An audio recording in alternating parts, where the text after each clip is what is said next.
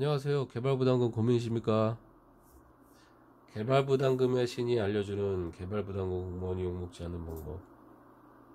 지난 시간에 말씀드린 대로 민원인에게 많은 정보를 줄수록 사랑받습니다. 지난번에 말씀드린 대로 하나하나 한번 읽어볼게요. 개발부담금 부과취지에 대해서 알려라. 개발부담금 부과취지가 뭡니까? 개발이 환수법에 의해서 개발사업에 대해서 일정 부분에 대해서 세금으로 걷는 거죠. 근데 그 일정 부분 세금이라는 거를 대다수 국민들이 몰라요. 맨날 개발하는 사람들은 알겠지만 그 개발업자한테 그런 토지나 건물을 이용하려고 이제 그 산 사람들은 잘 모릅니다. 그리고 중개업자들도 잘 몰라요. 그리고 그게 그냥 막무가내로 걷어가는 세금이라고 이제 여기니까 국민들이 짜증이 나는 거예요. 그런데 그런 민원인들한테 개발부담금이 1990년부터 시행이 됐다고 그런 사실을 인지하게 하면 다 이해합니다. 왜냐하면 역사가 전통을 자랑하거든요. 아시겠지만 헌법재판소에서도 통과했어요. 위헌소송 아니다. 위헌 아니다. 두 번째, 개발부담금 대상임을 분명히 알려라. 토지 소유자가 건축 등 개발사업 시행자와 같으면 다행이에요. 그런데 본인이 개발을 한다고 인허가를 그런 데가 아니라 이제 본인이 개발한다고 인허가를 냈기 때문에 다행이죠. 그런데 인허가를 받겠다는 건축주 등 개발 시행자가 그 토지 소유자랑 다른 경우에 이제 문제가 됩니다. 다른 경우. 왜 그러냐면 그 토지 소유자가 개발부담금 내야 되기 때문이에요. 이런 경우에 그 개발부담금 담당 공무원은 인허가를 득한 개발 시행자와 토지 소유자 모두에게 개발부담금 대상고지를 해야 돼요. 대상고지를 해야 된다고 법에 나와 있죠. 그런데 잘 안 합니다. 분명하게 둘한테 다 해야지 공무원이 편해요. 이게 왜 그러냐면 최근 제주도 감귤원 태양광 사업처럼 이게 호되게 당하게 되는 거예요. 당하게. 이 KBS 방송에서도 이게 수차례에 걸쳐서 이게 보도가 됐어요. 이 제주도시사가 호기롭게 그 시작된 사업이 농가에서 2천만 원에서 1억까지 개발부담금을 납부하라고 통지문이 날라오니까 이 농가들의 반발이 심했겠죠. 농가 소득 창출해준다고 도지사가 시행한 사업에서 뭐 개발부담금을 1억을 내라니 어느 누가 그게 1억이라면 농가에서 그 감귤 팔아갖고 제가 그 수익까지는 모르겠지만 몇 년에 걸쳐서 사업이 지지부진하다가 결국은 됐는데 1억 내라니 안 할 것 같겠어요? 하여튼 그런 사업이 지금 결국은 이게 문제가 뭐냐면 개발부담 대상 사업이라는 걸 개발사업 시행자에게만 알린 거예요. 이게 농가에 알리지 않았다는 사실이 이게 밝혀지면서 이게 뉴스되고 이를 빌미로 KBS 방송이 계속해서 터지고 결국은 이제 개발사업 시행자가 뭐 무릎을 꿇었는지 모르겠지만 일부 납부 의사를 밝혔다고 했다는데 이게 다행이라고 해야 될까요? 왜 내야 됩니까? 그 개발사업 시행자가 돈을 안 내도 되죠? 근데 계속 뉴스 나오니까 방송이 무서워요. 하여튼 참고하는데 개발부담 공문에 두 군 다 보내야 됩니다. 그리고 인허가 공문을 받는 거의 그 건축사, 토목사무실 이런 건데 인허가 통보 그쪽으로 가죠. 건축사나 건축사님 그리고 토목 소장님, 이분들은 그런 걸 받게 되면 그 개발 그 하게 된 사업자한테 분명히 좀 잘 안내를 해줬으면 좋겠어요. 개발부담금이 대상인데 대략 따져보니 얼마 정도 나온다고 안내를 해줬으면 좋겠습니다. 못 따진다고요? 서비스예요.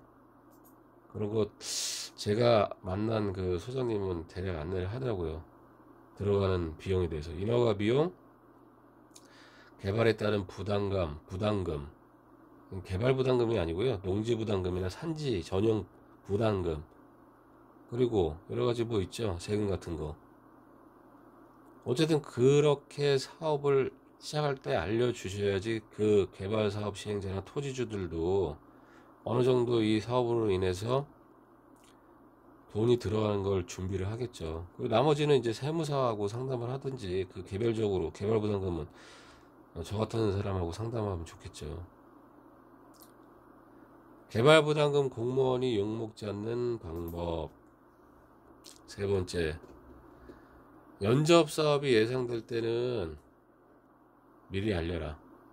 이 상황은 이번 항목이었던 개발부담 대상임을 분명히 알려라와 같은 그 맥을 같이 하는데 상황이 좀 다릅니다. 이번 사업은 반드시 알려야지만 연접 사업이 예상되는 거에 대해서 굳이 알릴 필요는 없어요. 다만 향후 예상되는 사항에 대해서 토지 소유자나 개발 사업자에게 알리면 개발 부담금 대상으로 발전될 수 있는 상황을 막을 수가 있어요. 그리고 그 개발 사업으로 인해서 개발 부담금 피해갈 수 있으면 피해가는 거고, 해상이 된다면 준비를 할 수 있게끔 도움은 되겠죠. 그 왜 대상으로 해야 되냐면 모르고 있다가 개발 비용 준비하려면 힘들거든요.